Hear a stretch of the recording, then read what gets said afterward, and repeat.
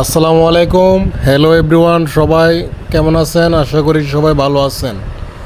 তো আজকে একটি জিনিস দেখে আপনারা বুঝতে পারছেন যে আমি কি আপনাদেরকে দেখানোর চেষ্টা করছি। তো আজকের ভিডিওটি হচ্ছে আমি বাজার থেকে আটা কিনে এনেছি। তো আটাটি দেখে আমার বেশি একটা মনের মাঝে ভালো লাগলো না, যে কেন জানি সন্দেহজনক কিছু মনে হলো।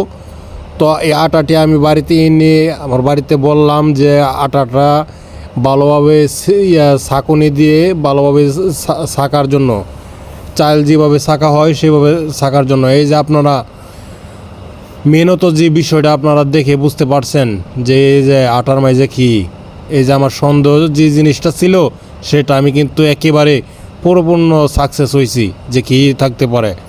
তো আসলে আমার মাঝে যে রোগগুলি হয় কী কারণে হয়, এই জিনিসের এই খাবার থেকে তো আমাদের রোগগুলি উৎপত্তি হচ্ছে, সৃষ্টি হচ্ছে।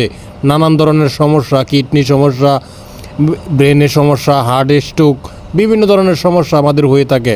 তো আমরা ভেজাল থেকে বেঁচে থাকার চেষ্টা করব আর ভালো খাবার খাওয়ার চেষ্টা করব, তাহলে আমাদের স্বাস্থ্য সুরক্ষা বৃদ্ধি পাবে, আমরা সুস্থ থাকতে পারবো। সকলকে ধন্যবাদ।